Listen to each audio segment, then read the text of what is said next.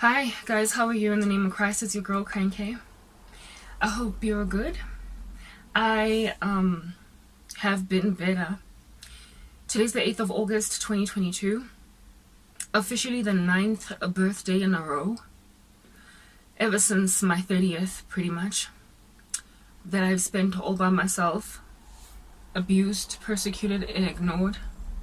And it inspires in me my birthdays. Not just my birthdays, but Easter's, Christmases, basically milestone dates that many of you guys celebrate with friends and family. They always make me very heavily melancholic. I always want to die. I am generally fighting off suicide ideation every day, just period, because of my life. But it gets especially poignant on my birthdays, on Easters, Christmases, New Year's Eves, etc. I've had people walking around me ignoring all those years that's what is being done to me, that they're taking away my life, basically. And the only way I deal is by coming here to talk about it, explaining my way through it, like going through the woods in Christ, using the Bible. I am a woman that is healthy. I don't have cancer. I don't have an eating away illness, whatever it might be, like full-blown AIDS. I don't have pneumonia. And yet I am on my deathbed. I have a terminal illness despite not being physically sick. A perfectly curable disease that's going to kill me because I don't have medical attention. And the disease is the human heart. Yeah. The illness that I'm dealing with is human beings. My own family have put me in this position and they just walk around me. This morning, first thing when I woke up, when I went into the kitchen, they were just like, happy birthday. It's the 9th birthday that I've spent with no one, with nothing, with no job, no money, going nowhere, doing this. No help. They're wasting my years. My children, I don't have them. My husband, I don't have him. They took away my youth. They took away the last years of my youth and made sure that I'm in so much squalor, poverty, disregard, that no man would marry me. And so I can't have children. They took away my childbearing years. And they are still doing it. Next year they will again say happy birthday very casually, having turned me 39 and then 40. I fear every day going into early menopause, because I'm at that age. And so my hopes of ever having children will be completely shattered. And the people who are doing this to me are my own family members, including a woman that would benefit from having grandchildren, my own mom. My sisters, one of them I don't even talk to at all, so I don't even get a happy birthday from her. The youngest one, there's no communication between us at all, and she's the one that lives with my mom on the property. This is my life. And every year it just gets harder, because every year it's every year then. You know what, guys, my biggest pain is children.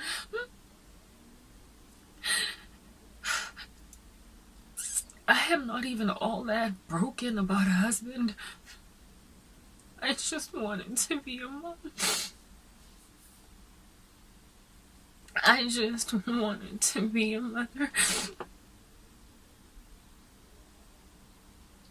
So much that I would have been prepared to adopt kids on my own and raise them by myself independently if I had a job. If a husband didn't come along.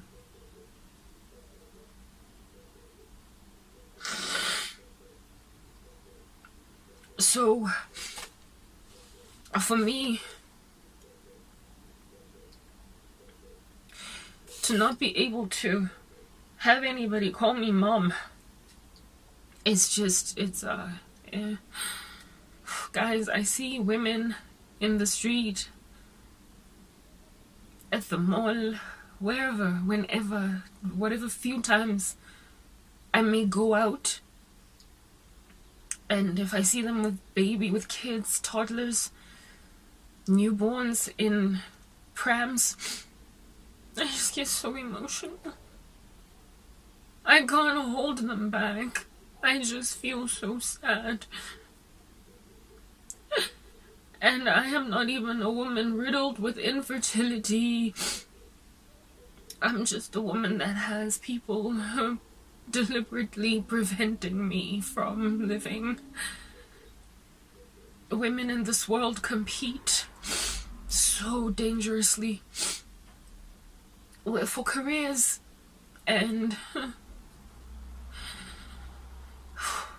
lifestyles. Even the size of rings that their fiancés put on their fingers.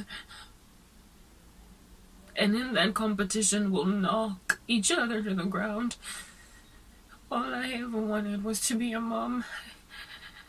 I wasn't even that big a fan of being an independent woman. I wasn't even a big fan of driving the biggest car or living in the biggest house. I just wanted something that was going to give me meaning. I wanted to be somebody that other people are dependent on, like children. I wanted to have meaning and pleasure out of life, out of loving kids. I wanted to be a mom, and I was prepared to forget about my career just to do that. I did let you guys know that if I were to get married and my husband asked me to stay home, I wouldn't hesitate. And the women who have done this to me didn't, because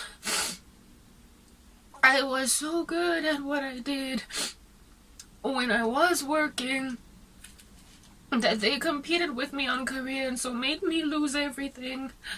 When I wasn't even competing with them on that, I didn't care that much for what they cared about. They knocked me off a chair.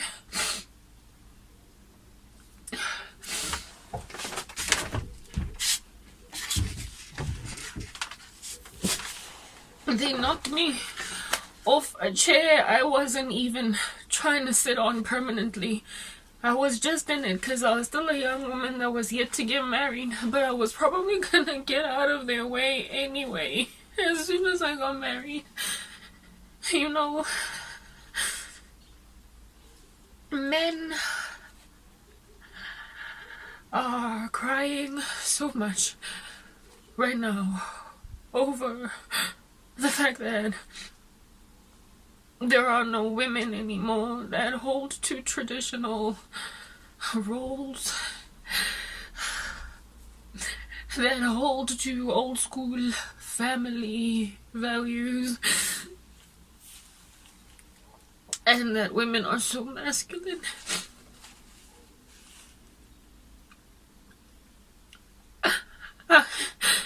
I was one of those women that were happy to abide by their desires because I wanted a family. But I just so happened to start out with a career because I was a person living And I had to go to school because all kids go to school.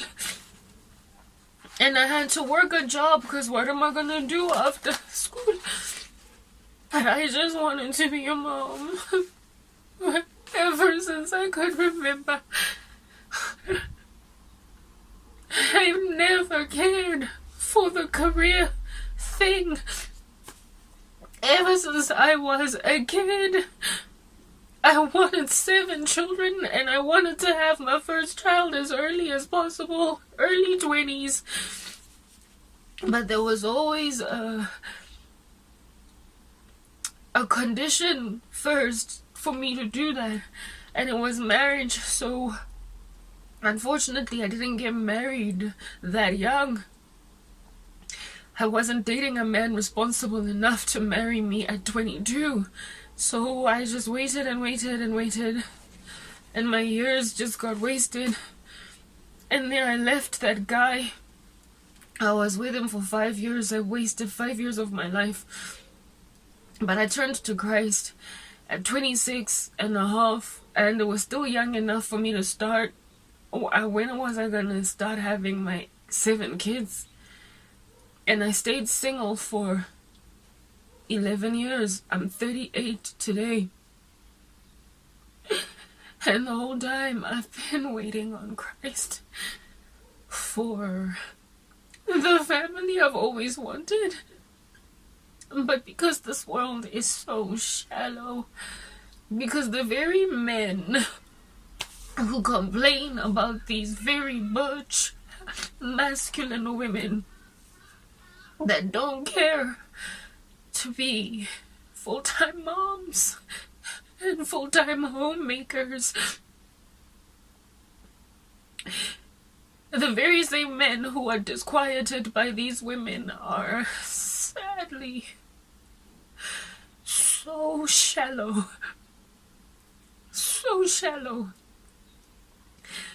that when they do meet a woman like that, the kind of woman that they want, if she doesn't have the perfect family conditions, the perfect support structure, if she's not gonna basically improve his clout and his street cred, if she's not gonna improve his stats in any way, if she's a flat-out 100% Cinderella of which is a woman that, remember, is not wanted by her mom and is badly treated by her sisters. Because she's a Cinderella, what's that gonna do for my reputation as a man when I get married to a woman that no other women love and respect, that no other women are intimidated by, that no other women are scared in the presence of? If she does not have material clout, if she's not daddy's little girl or mama's daughter, the prized possession of her mom, if she is not worn like a necklace on the neck of her uncle when he is negotiating for lobola, then it doesn't matter that she holds to traditional roles, that she wants to be a mom and a wife and to run a household. I just wanted to honor God, and I found out when I came to Christ that my desires were aligned to the Bible, so I was relieved that my anti-societal mindset was approved by God. I have always wanted basic old school womanhood even before I came to Christ. I just wanted to be a girl, and I wanted my man to be a man, and I wanted to be a mom young, and I wanted to raise my kids. I wanted to be in my 40s when my kids are in their 20s so that I could enjoy them growing and have them be young enough to see them get their first jobs, young enough to see them get married and be a beautiful grandmother.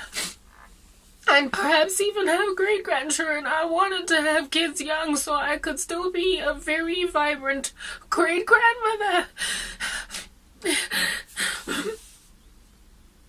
But unfortunately, I was born in the worst freaking time of the human race, where women just don't care about any of that, and men get corrupted by the money they make, and their sense of entitlement then makes them completely overlook women, that they cry like no man's business they want, but if she doesn't come packaged with certain other stats that give a man clout, that help that man put her on a shelf like a trophy, she's not worth it.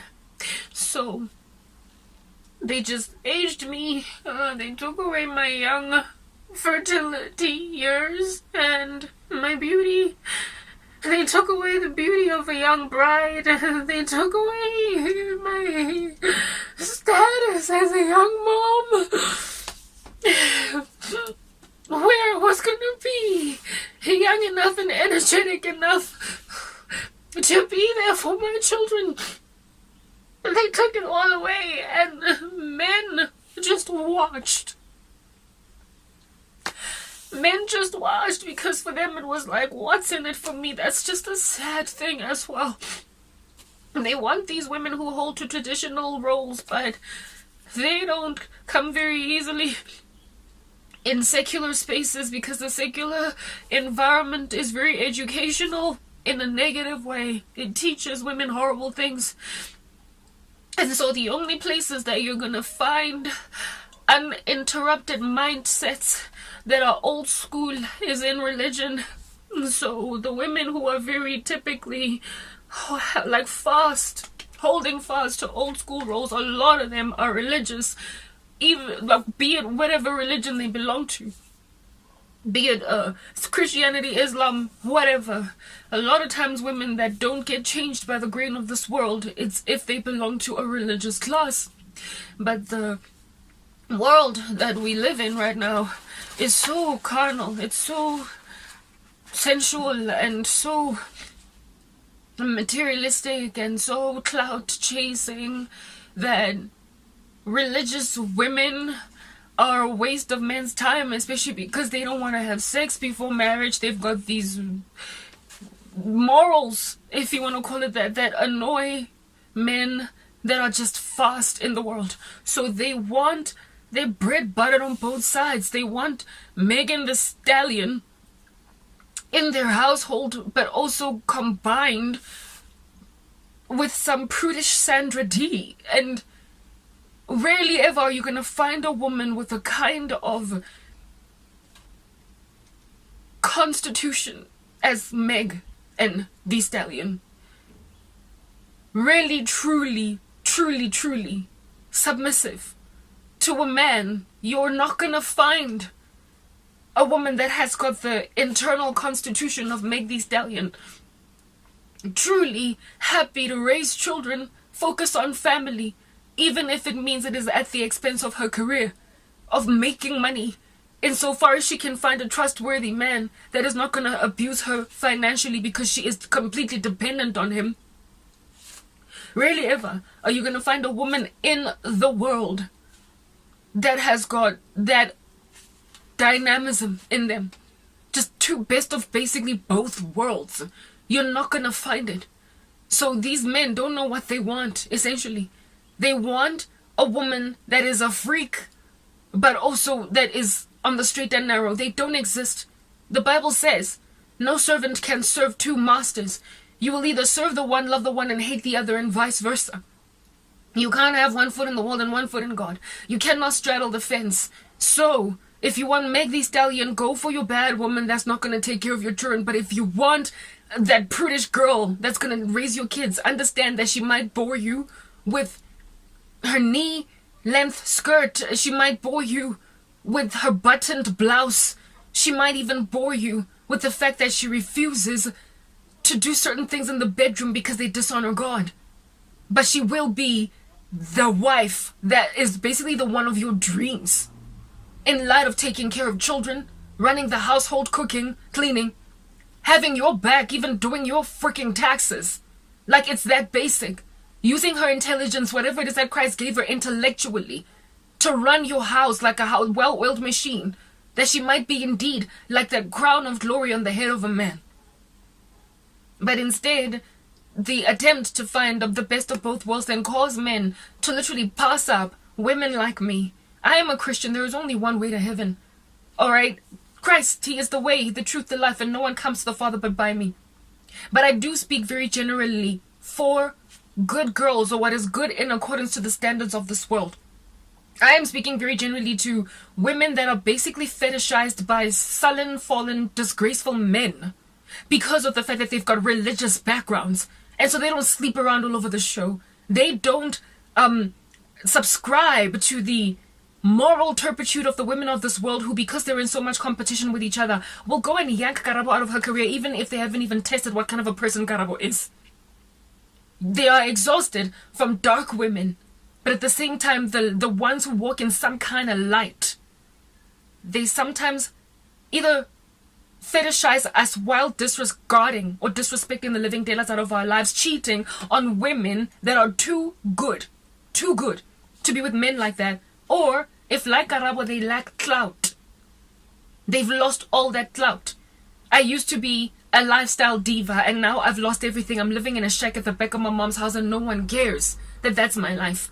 They're aging me, they're taking away my years, and the most meaningful thing that I've ever wanted, the biggest desire of my heart, was never even career. It was never making that salary, that 6-7 figure salary. My biggest desire was I just wanted to be a mom. All I wanted was to raise them children. I wanted a big family. It's all I wanted. And they're taking that away from me. I don't care about your jobs, women. I don't want to compete with you in corporate. I'm done. I just want my children. And they're taking them away. I can't even cry about all the sorrow because no one cares. Everybody walks around me like I'm no one. My emotions do not matter. The fact that they just keep watching my birthdays come and go and come and go. And for me, it's about the fact that with every year that comes, I become a less attractive bride and I become a less energetic mom. The only thing I ever wanted. And women did this to me because they were competing with me on something I was not even interested in maintaining. I'm intelligent. I can do well in school, but that does not mean that I wanted to be a career woman. I just have natural intelligence. So these foolish women destroyed my life because they thought I wanted the cars and the apartments and the lifestyles they were cracking whips in, and I don't even care about them. And their stupid men then looked at me being treated like this by these stupid women, and they were like, no one wants her, she's gonna mess with my stats. So no one came and put a ring on it. No one made me a mom, and I am single without children at 38, and I am so scared that I'm going to wake up at 40 and still have no children, that I'm going to wake up one day with my hormones going out of whack because I'm menopausing. They took away the only thing I ever really wanted. And nobody cares that I'm in so much pain. So both men and women are to blame for their own suffering.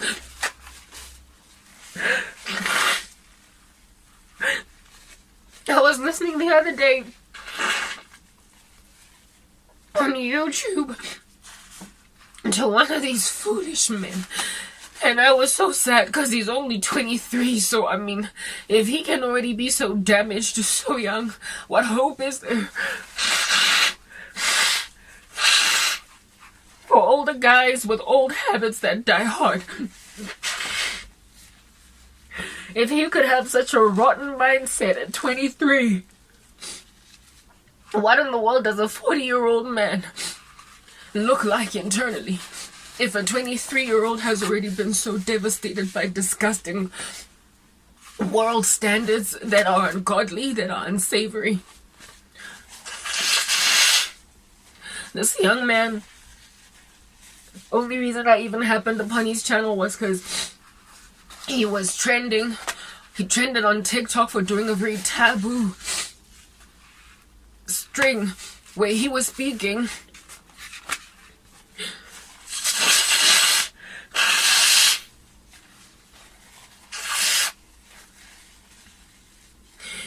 he was talking about American women, and he was just spitting a lot of vitriol, just a lot of hostile. You could tell that he was very hateful, and I couldn't understand how the heck a 23-year-old becomes that hateful. How much pain had to have he endured. When did he start dating? At 12? For him to gather so much life experience that he would have such a harsh opinion about women at only 23. I could not understand it.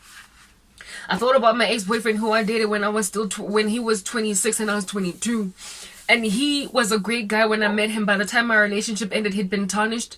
He was 30 and he was wicked. So time made him nasty. I looked at this guy and I was like, what happened? What in the world happened? What have you experienced? Has the world gone to the dogs that badly that you would think like this at a tiny little age of 23? He was talking. If you have seen him, you probably would be able to know who exactly I'm talking about. I don't know his name. I don't care to find it out. He was talking about how he would never date American women ever again. And the reason that is the case is because they don't know how to submit. He would much rather go to South America and get himself a Brazilian or a Colombian or whatever, because they still can hold to gender roles. He spoke about how American women don't want to sweep because they feel like it's slavery, etc. Listening to this man speak, I was like, so you want a submissive woman basically with those biblical, old school, typical, foundational, like, principles, values. That's what you want. And yet, the way you talk about these unsubmissive women, the ones that don't want to sweep the house that you're sitting in, the ones that don't want to cook, give you a warm meal every day, the ones that don't want to take care of your children, stay at home, blah, blah. Those very women that are not very typically old school, and also those very women that are, he spoke also about how he hates the 50-50 culture, which I personally also resent. I loathe it. I don't understand why a woman needs to go and foot any bill at all under heaven. He wanted to be a provider through and through. So basically, this here was a man with some baby in him, even though he was encircled by a whole bunch of filthy bathwater. There were some portions of him that I got where he was coming from, because as a biblical Christian, I agree with many of the things that he is saying. A worldly woman that is taken by the tsunami of feminism would just absolutely want to bash him in on the head and throw him into molten lava. But I did not throw out the baby with the bathwater. However, I found myself incredibly upset and frustrated with his tone of communicating about these women. It's like he was so mad at the independent woman that he just imagined that the best way to handle the independent woman is to make her feel like she's the scum of the earth, she is worthless, she's nobody, and she smells. He went so far as to say that their vaginas smell. He went so far as to say that they are worthless as people entirely, like just a very harsh vitriolic statements. And all I could state was, do you know that the vaginal health of a kid that has never had sex before is at the loftiest of its height? When you go to the gynecologist as a teenager, one of the first things they will ask you is, are you sexually active? And the reason they ask that is because the moment you start having sex, the risk of cervical cancer increases in a woman. So you have to keep on going for a pap smear. The reason why cervical cancer increases, the risk of it, is because a penis going inside a woman's vagina is an entry of things that were outside of that vagina, that vaginal space, that have around them on the shaft, in and of themselves, gotten clung onto by microorganisms. A man's penis, which is a protuberance, so it is outward, as opposed to the intrusion that a woman's vaginal space is a lot more exposed to bacteria than a woman's inner area ever can be. The cultures or the climate of the inside of a woman's vagina, if left alone, if not harassed with harsh soaps, if basically just taken care of and the pH there is maintained, also by good foods and what have you, is not going to smell. It is not going to smell, and it's also not going to, it's clean. It's in the cleanest space it can be. Natural bodily functions operate, the acidity there operate to combat odors, combat diseases, illnesses, anything that can happen. So a sexually inactive woman, a woman that's not having sex at all, or a woman that is a virgin, has got the highest level of vaginal health. The highest level of vaginal health, and you can find out there, because our own internal system regulates our cleanliness. Now, a penis is this thing that meant, how many of you men, if at all you're watching me, because I'm really trying to reach women more than anything for Christ, because I can't preach to men according to the Bible, but since they're here, I will speak anyway. How many of you men, when you hold your manhood before you pee in the bathroom, how many of you wipe your penises? Wash your hands first before you touch your penises? Really? You go in there, you whip out your manhood, you do your thing with those hands. You wash basically hands that have already touched your manhood. Where have those hands of yours been? You've been walking up and down the staircase holding the railing at your work. You have been opening your car door. You have been eating your burger. You have been basically touching all different kinds of grubby places. And then you don't wash your hands first, or most men anyway. Perhaps there are those who do wash their hands first, but you don't first wash your hands before you use the bathroom. You usually wash your hands afterwards, meaning that you are transferring all those microorganisms onto the shaft of your penis. You rarely ever you put gloves on before you use the bathroom. And so that means that you are transferring a whole bunch of things onto your penises. Even another thing, sitting down for men, like usually men stand in order to do the number one, but if they do the number two, they have to sit like us, right? When we sit, things come out like urine or poop. It comes out, and we then wipe. If at all we're smart, we know to wipe from the front to the back. If at all we have got number two vibes, we wipe from the front to the back, so we don't transfer anything from the back to the front. If at all you've been trained how to properly have hygienic standards, right? But the wiping process is very inward with a woman, very inward. So you basically dig deep to wipe even something so basic as urine, never mind poop itself. Whereas with a man, when you're sitting down, your protuberance, the dangling, first of all, you've got these testicles that hang, and your penises in and of themselves also hang, meaning that the backwash or the things that land in the bathroom splash right back up. Not only that, you might get yourself somewhat muddied, if you know what I mean. When you wipe your behind sections as men, how many of you are careful to wipe with toilet paper your actual penis and your testicles? Or do you just wipe the butt? You likely just wipe the butt. Whereas with women, we literally go all the way from the top to the back. Because, and also due to the fact that our lady parts are inside, they're inward, and there's only a very small section that is outward, we tend to get to it a lot better in wiping than you guys. No matter how thorough you are, you can never be as thorough as a woman because of the fact that we are enabled by the flatness of our vaginas, whereas you guys have got these protuberances, these things that are outward, out of you. Meaning that the health of that region for men, hygiene of that region for men is lower than that of women by mere virtue of you guys having protuberances. The cleanest time that you have as a man is after you've gotten out of the shower, because then you got to everything. You got your penis, you got your testicles, you got to, hopefully you wipe even in the center, like you wash even between your buttock cheeks, right? If you clean that thoroughly, literally fresh out of the shower, is the best time that you are healthiest for a woman with whom you would have sexual relations, out of the shower. But if you've been to the bathroom even once, especially if you've done the number two, you have got things on you that are invisible to the naked eye, that are clouding that particular section or region, that then go inside a woman's vaginal area.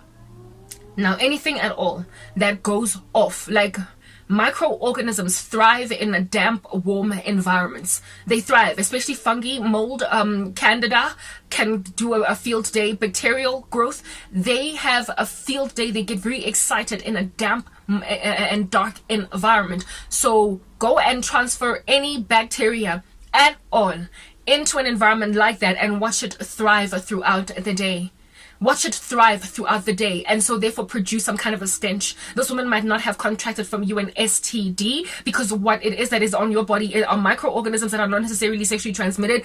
Like I said, your hand on the railing at the workplace as you're going down the stairs, but it is some kind of a microbial that is flourishing. And if microbials do not instantly get washed, if they don't immediately, if you don't wash the dishes in the morning after you eat your breakfast, when you come home in the evening and your sink is full of dishes, it will smell in the house of those dishes, even though it won't stink that badly because they were in the sink for just a day as opposed to over 3 days. The longer it stays there, the more the stench becomes like super duper unpleasant. But you can tell when you walk into a house whose dishes are not washed 1 day versus 2 days versus 3 days versus just 2 hours or even 30 seconds.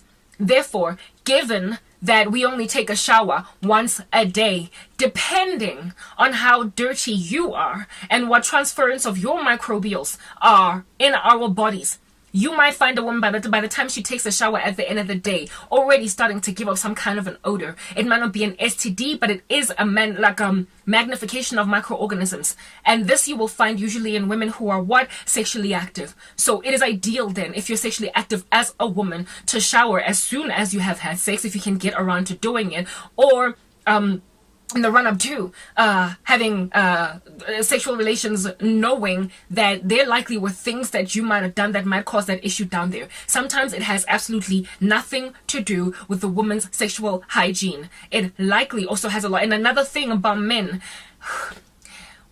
the things that you put inside women's vaginas, your hands, for instance, your fingers, those too have been touching random places. When a woman gives a man, I'm sorry if I'm being explicit, but I'm just trying to go and explain to this man who spoke so harshly against women's feminine hygiene. When a woman touches your shaft, first of all, the shaft of your penis and her giving you a hand job is dry. It is likely dry for the better part of the time, unless, of course, at the tip where there is some ejaculate coming out. But the shaft of the penis is dry. And in a dry space, microorganisms cannot thrive as fervently as when the environment is damp. So a woman's hand job, even if she has been touching all different kinds of dirty surfaces, is not going to cause a stench on a man's shaft because of how dry it is. But the inside of a woman is naturally moist. And so for those reasons, your grubby hands going into her are going to leave the microorganisms on your fingers inside her body. And if she doesn't take a shower straight away, if she doesn't do, what it is that is needed in order to wash out random stuff, if she does not partake in this rigorous female hygiene process that a lot of women who are sexually active do partake in, then there will be some kind of an issue. Sometimes because of the sexual irresponsibility of people in the world as well, she might have just had a one night stand, or quickly just decided that she's gonna do a fast one on her husband in the vehicle and then go into the office. Does not have time to wash. So if later on in the evening there is a funny little smell, it is because of the fact that she went and had sex and couldn't immediately go and get herself all cleaned. Go and ask any woman at all that has had sex all night long and then decided not to take a shower, same thing, first thing in the morning, and decide to rather walk around, go to the store, up and down, and then only come. By the time she takes a shower in and of herself, she's going to want to vomit.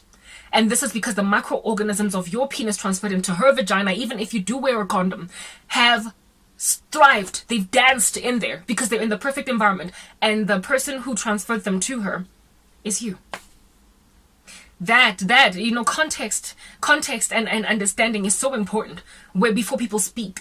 The reason I have disabled my comments in my YouTube channel is because people lack context, and then they just kind of throw all this vitriol at me. They speak all of this rubbish at me without even knowing the extenuating conditions or circumstance that landed me living in a hut at the back of my mom's house.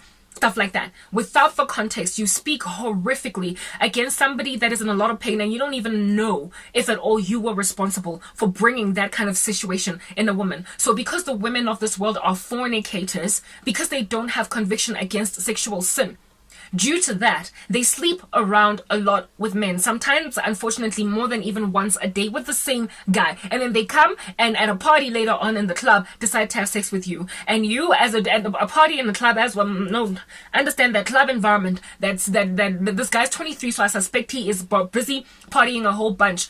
An environment like a club is full of the carbon dioxide of other people with very little ventilation. The stuffiness of that environment is also just teeming at the folds with microbials. If a nice little scientist were to rock up in there with some testing equipment to test the cleanliness of the air inside a nightclub, they would be shocked. They want to get out of there. They want to wear a hazmat suit because of how much everybody's breathing, no matter how intense might be the aircon in the room with all of those people in it dancing up and down and sweating. The quality of the air is not very high. The amount of oxygen, the percentage of oxygen in the sky is not very high. The processes that are therefore operating biologically in the very air are unhealthy. And then on top of that, you're sweating. And so your vaginal environment is ever more so suffocated by the nightclub. And so a woman that's been partying all night in this microbial heavy space will then, when you take her home at night at the end of that party, even though she might have taken like a shower prior to going to the club, might smell in your bed there where you're doing the one night stand, and you're not going to see her again afterwards. And so since you are a fornicator, hopping from bed to bed to bed, picking up girls in the club and sleeping with them overnight and then never seeing them again, you likely have smelled more stanky vaginas in your lifetime as a 23-year-old man than the regular man on the street that does not partake in such unfruitful works of darkness would. So where you even put yourself, where you even frequent as a woman can also contribute to the microbial disaster down there below. The less you get yourself in some like cramped up space, clubbing, huffing and puffing, the less likely you are going to have a vaginal issue. Cotton underwear. Not enough women train themselves. I agree with the guy. Hygiene is something that is absolutely attainable for a woman, but sometimes, men, you need to realize that one of the biggest reasons, not even sometimes, pretty much for the better part of the time, the biggest reason why a woman's vagina would smell like that is usually sex with you. So the promiscuity of this world would go a long way to cure a man from encountering all that smelliness, all that fishiness, all he spoke about how it smells like sardines or fish or whatever. Know and understand that if you gave yourself some Jesus, if you literally got on your knees and repented and gave Christ your life, you would stop fornicating, and you would find that by the time you meet a woman who is in Christ, you're not going to pick up. Some of these women do indeed smell so bad that you can pick it up sitting across the table from them having dinner.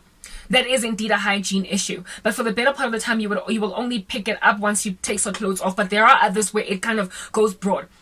However, a godly woman is not fornicating. A godly woman takes a shower once or twice a day and is likely maintained very fresh in that area of hers all day long, because there is no penis frequenting her vagina perpetually, especially if she's not busy masturbating and sinning against God. She is likely very fresh.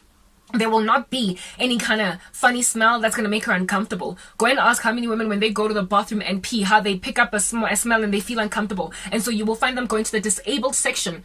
The bathrooms that are for disabled people, you know how they've got so much more space. They will go into that bathroom and grab a bunch of paper towels from the office there, like put some damp water on them and wipe themselves so they don't like come off or whatever, even in the office.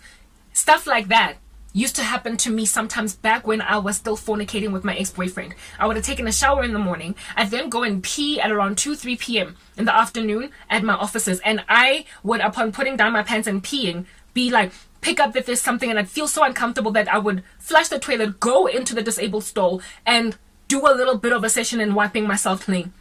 You will find that 2 days ago was when I was with my ex-boyfriend. And another thing about sex is friction.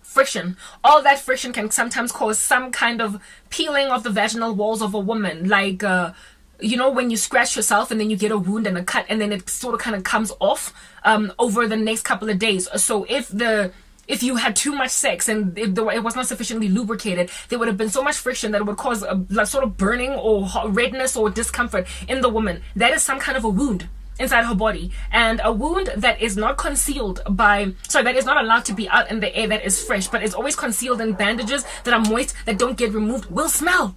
It will smell. So therefore, because the inside of a vagina is that like moist environment, that wound that you have got after some hectic sex over like you just kept on going, and next thing the woman is all raw on her inside, it's gonna take a couple of days to recover. Meaning that it's going to take the scab, the wound tanamount inside you is going to be like exfoliating from inside your vaginal walls. And that exfoliate, because it is inside your body, it's no longer part of you, meaning it's not alive anymore. It's not your vaginal walls that are alive, thriving with blood vessels running through them, but it's the dead skin, but it's encircled by moist climates. It's gonna have a smell. So a woman that has had too much sex and has gotten raw as a result will likely struggle with odor for the next coming days as she is peeling. So she needs to be more careful. 2 or 3 times a day take a shower, or perhaps even in the office refresh herself with like some paper towels or something. There are solutions around it, but you must understand that primarily the thing that wreaks havoc in a woman's vaginal health, especially that brings about stench, is sex. It's not always sexual sin, because it can happen with your husband, but the propensity or the probability for it is that much higher when you're in the world sleeping around all over the show with different men and not taking care of yourself. You can't shower 10 times a day because you've got life to do. You got a job to do. You have got a life to live. You can't do that as frequently. And because you people in the world sometimes take pride in just like sneaking out at work to go and have a session in the car, then you're going to find a woman with a raw vagina that is peeling, that smells funny, not because she's unhygienic, but because she's still healing from the last sexual encounter, and she is yet to like and she has spent the whole day, wearing like those tight skinny jeans in the office, and it's not going to be pleasant. It's not going to be pleasant. So if you give your life to the Lord, you get convicted of sexual sin, meaning that the woman across you from the table on your first date will highly unlikely have any kind of odor coming out of her, because she has been celibate the whole time since she came to Christ. Her internal vaginal space is maintained healthily by the natural biological processes that God has kept in us to make sure that we don't smell. Blood, if anybody shoots a person dead on the ground and the body does not get collected, it starts to stink. Because anything dead begins to undergo a process called putrefaction. And that putrefaction causes a stench to come up because of the biological processes involved in coagulation and what is this? Just the decomposition of the body. It'll eventually bring about a stench. Do you understand? So if a body is alive, however, a person that has fallen on the side of the street and is bleeding, but they're still alive, and you just come and collect them like within the next 20 minutes, take them to the hospital, put them on a gurney or whatever, and you go back to the same spot where they bled, and you smell that blood that is just like 3 hours old, it will not smell. But leave it there for another 3 days and it will start to smell. It is because life is in the blood, and when the blood gets out of your body, it starts to die. And so in death there is a stench, and in that stench is therefore the problem. So therefore, internally, if a woman is not actively having sex and so killing some vaginal walled cells, the inside of her body, all of it is alive. All of it is alive, meaning none of it smells. Her vaginal discharge doesn't smell. Her vaginal walls don't have a layer on them that is peeling off, that's dead, and so therefore starts to smell. It's all clean. So a woman that is celibate, chaste, not having sex, or is a virgin, is like a 5-year-old, a teenager that is yet to have sex, they will not struggle with with BO. Yes, they might, because there might be some other infection that comes into their space because they swam in some bad water or whatever. But for the better part of the time, a non-sexually active woman will likely be fresh 24 hours a day. When I came to Christ, I did not need to see gynecologists every 6 months to a year. When I came to Christ, I no longer struggled with vaginal thrush as much as I used to. When I came to Christ, I no longer struggled with random BO, not BO, but vaginal odor, VO. I never struggled with VO after like an all-night long session with my ex-boyfriend that would then cause the next 2 or 3 days to like be uncomfortable for me in light of how it is that I smell down below. I never struggled with any of that.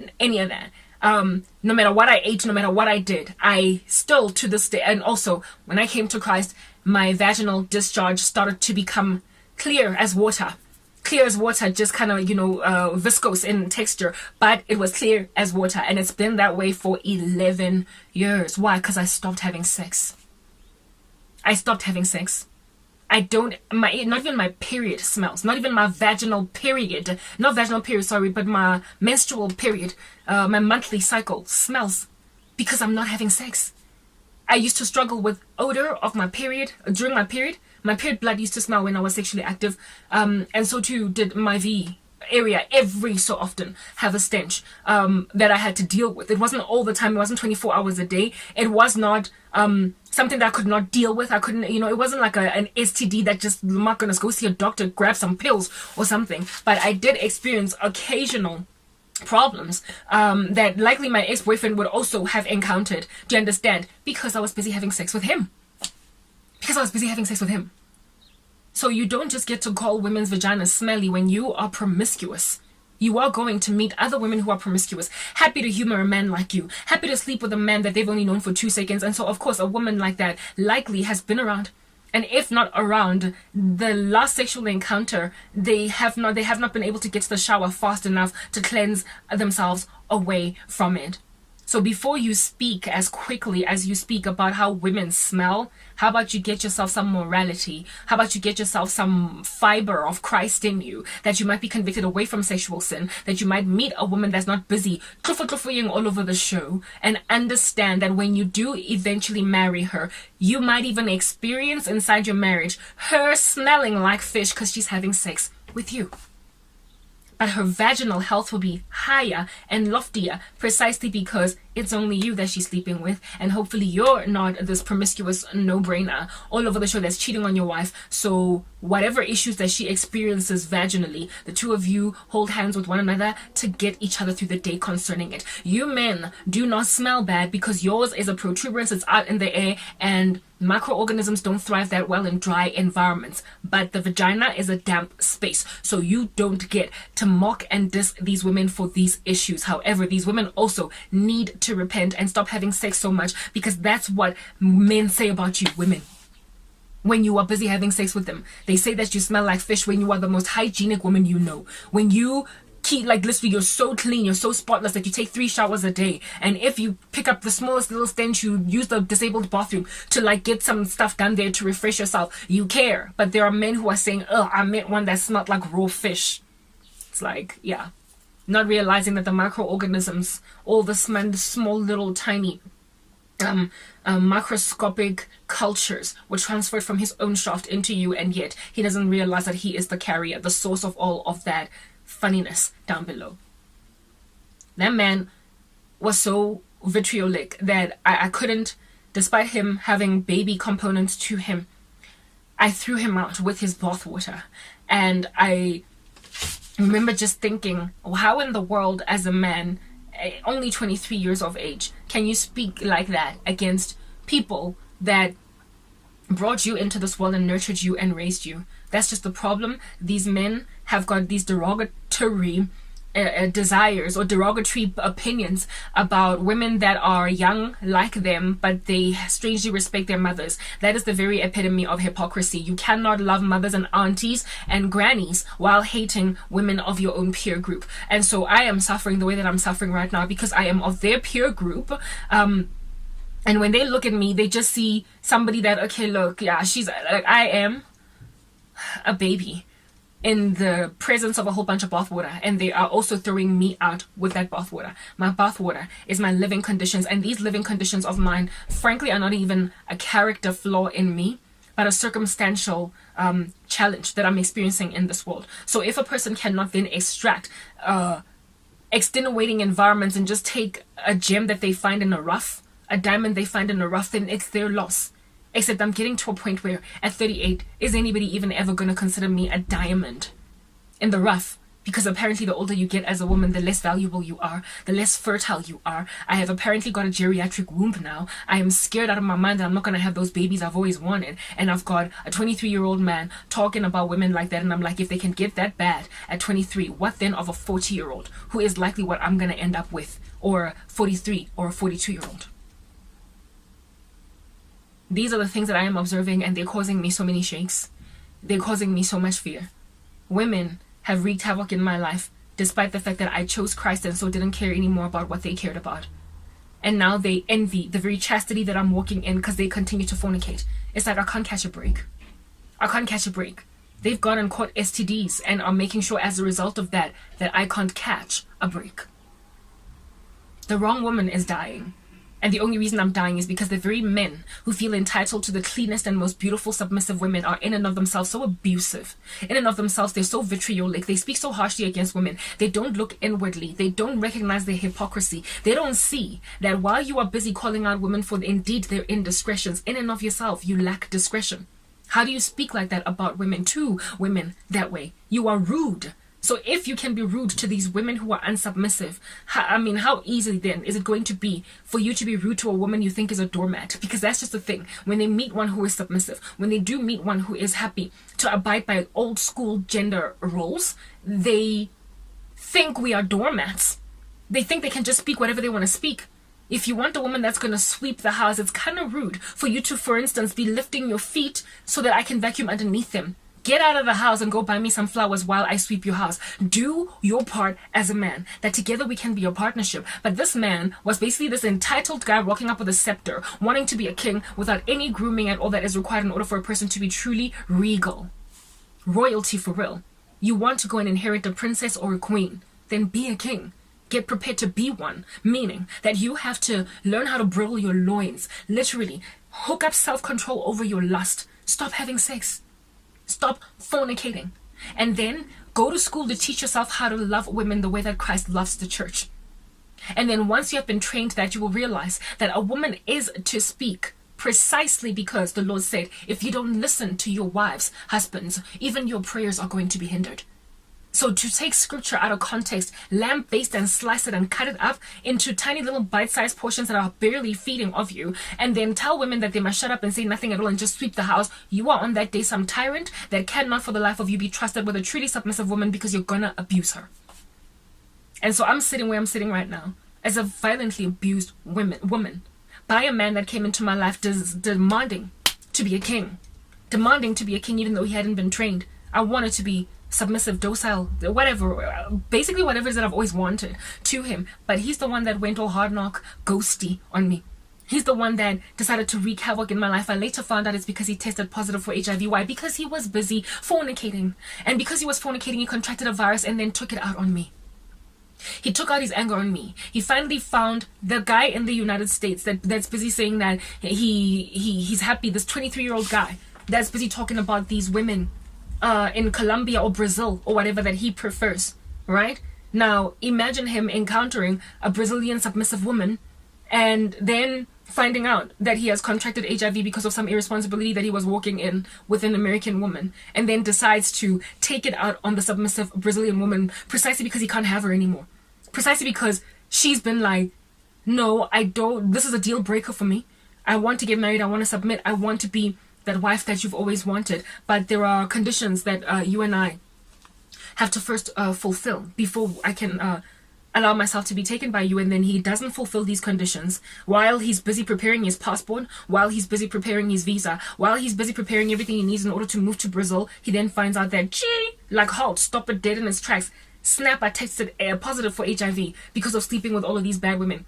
And then instead of going to confront the bad woman who gave you the virus, instead of going to all of these women that you slept with and you don't know which one of them gave you the disease, instead of going to them on some, look, I tested positive for HIV, was it you? Look at what you did to my life. Literally having a field day with that lady, you then go because of your bitterness, your sorrow, and your anger, and how it is that you don't want this Brazilian woman to marry another man. You then decide to lamb-based, wreak havoc, and slap out of shape the Brazilian woman who has done nothing except wait for you to get your things in a row, to put your ducks in a row in the US so you can come and live with me in Brazil. She's innocent, she's waiting for you to come, but you can't because one of her deal breakers you have walked in.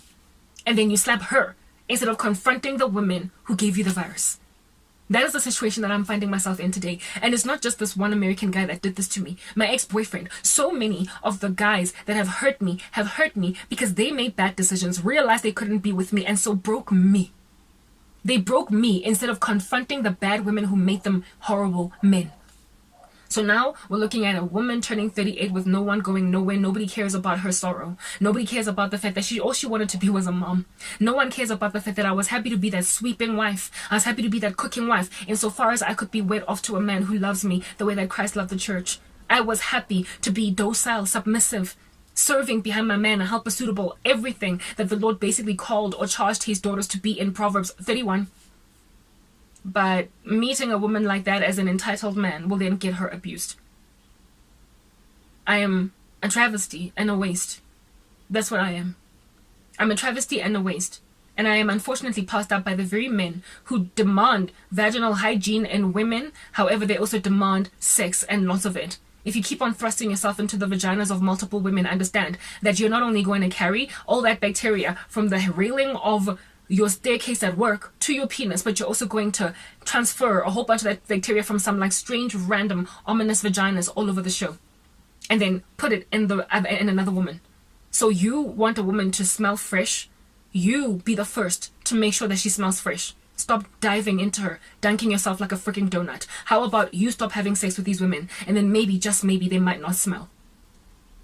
Like, really, the Bible says that before you can take out the plank out of a person's eye, be careful to check out the log in your own. That is the tip of that man's rant on social media that trended at literally just 20 meager, tiny years of life. 23 tiny little years of life, and already he's got so much bitterness against women. I wonder what in the world happened. Literally, I can't tell what happened to that man, but it has to have been harsh. He probably has one really horrible ex-girlfriend that made him the monster that he is today, because that's usually what it takes for men to just be taken out of their rails, off their railings. One girl walks up and does a solid on them, and then they just lambaste every other woman. He is heavily influential, especially considering he is very alpha male. He's very handsome. He's tall. He's thick. He's one of those men that if you look at them, you would instantly be attracted to him. So because of that, he's also catching fire. He's the kind of man that women want to be with just on a very physical level. And so for a man like that to reject you that vehemently is going to get a whole bunch of women retaliating on some note. But we're not all the same. How are you going to go treat all of us like that?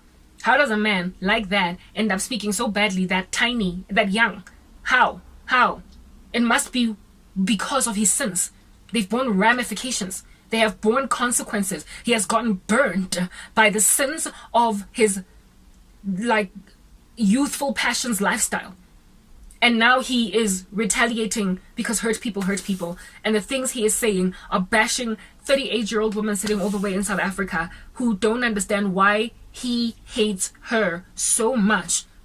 Why he hates me so much, even though I am the very kind of woman that he likely, if at all we were both 23 years old, have been interested in because, that submissiveness, that whatnot. They're shallow. They don't want to build character in themselves, but they feel entitled to these submissive women. A man like him came into my life, but who was 41 years old, having met a 37-year-old woman. A man that felt entitled and was sick and tired of American baddies, was sick and tired of these American women who have been taken by the tsunami of feminism. He was exhausted, and then he met an innocent, raw, undiluted African version of what it is that he has always wanted in a woman. And then he decided to crush it, break it into a fine powder, literally flatten it on the ground with a steamroller, because he could no longer grab it. He can no longer take it because of his own mistakes. The ramifications of his actions have made him hurt me. And now I can't come up for air. I'm literally suffocating from all of his sorcery, and he won't let me go. And the more sorcery these people send, the more I feel like my time is being wasted. I've been looking at God on some, Lord, when is this going to stop? These women, guys, women, females, when are you going to stop? Let's just, come on. What do you want from me? What do you want from me? You took my career away. You were competing with me on money. Fine. You got it. You took my jobs. You took my cars. You took my apartments. You took that. Why won't you then at least let me get my husband? Let me be that stay-at-home wife. Let me go and cook my husband a meal. Let me go and come up with meal plans for my freaking children. Let me go and do that. And I won't give you any problems cracking any kind of strange boardroom whip in corporate.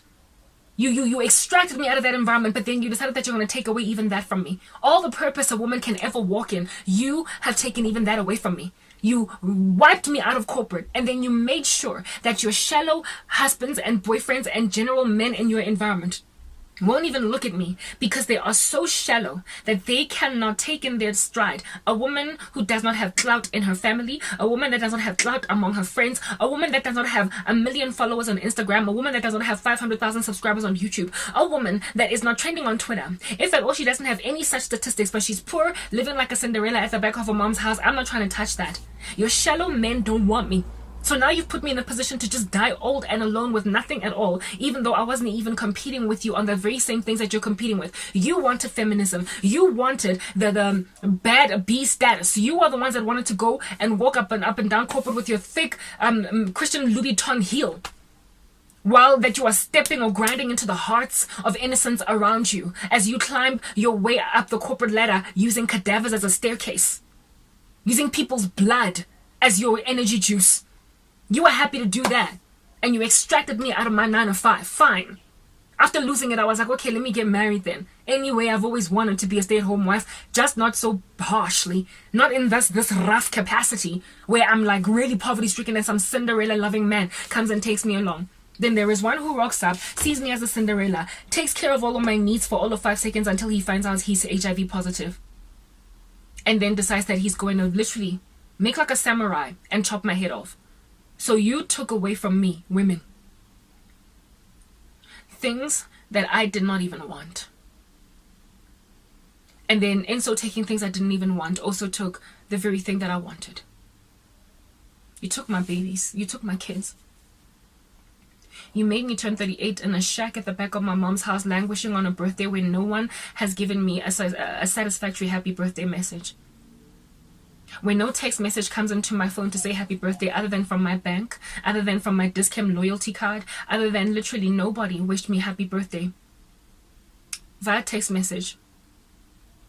Nobody called me. And it's been like that for 9 birthdays. You're wasting my youth, you're wasting my beauty, you're wasting my eggs, you're wasting my skill, my talent, and my desires.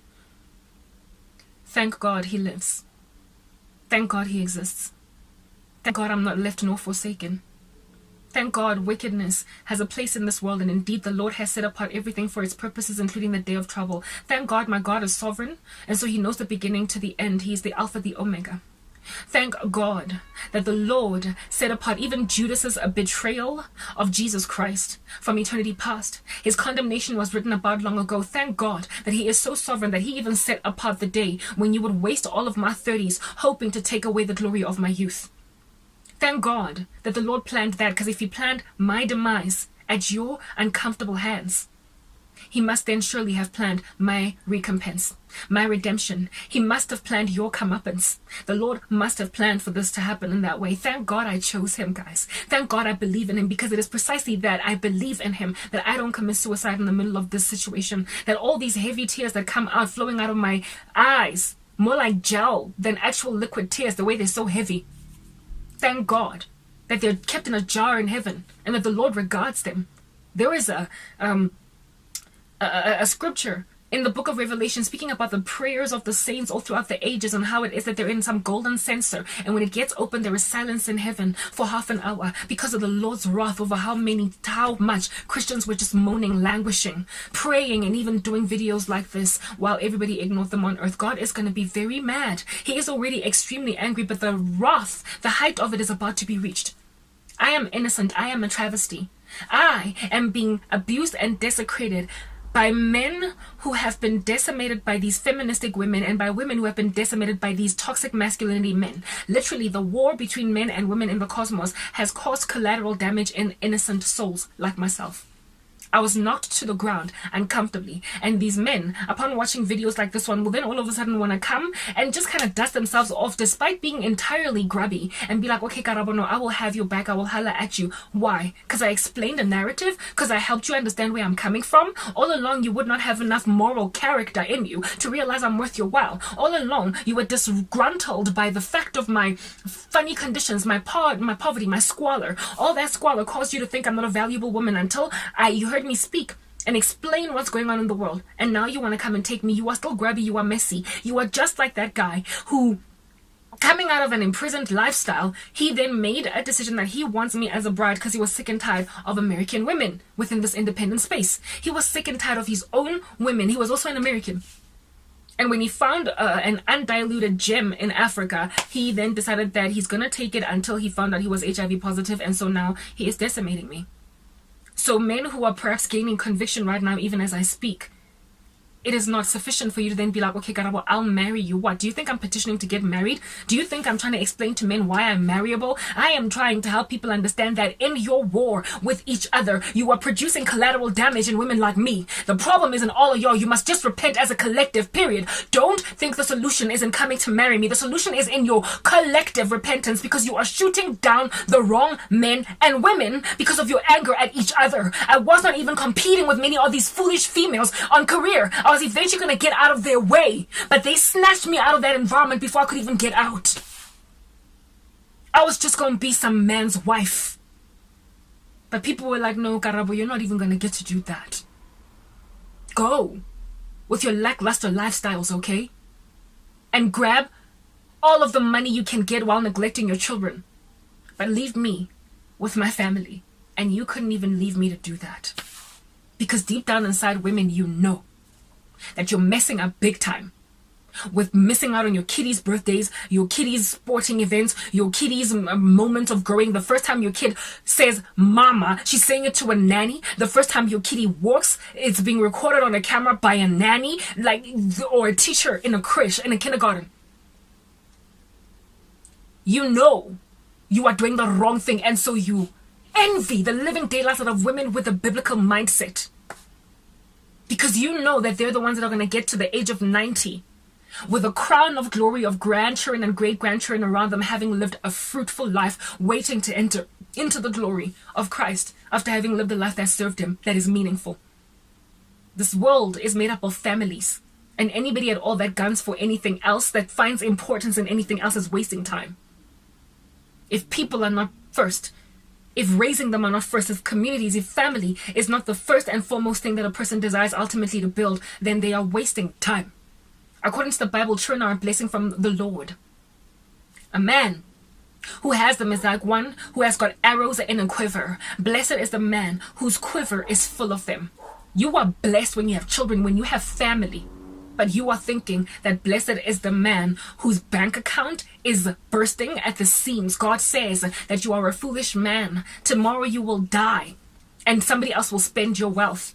How about you store up for yourself treasure in heaven where moth and rust do not destroy? How do you store treasure in heaven? By being biblically human, as opposed to this androgynous, satanic kind of artificial intelligence way of doing life. It is unloving, it is gothic, it is full of insanity. The love of many is growing cold, and so the human race is reaching a tapering end. It's disgusting.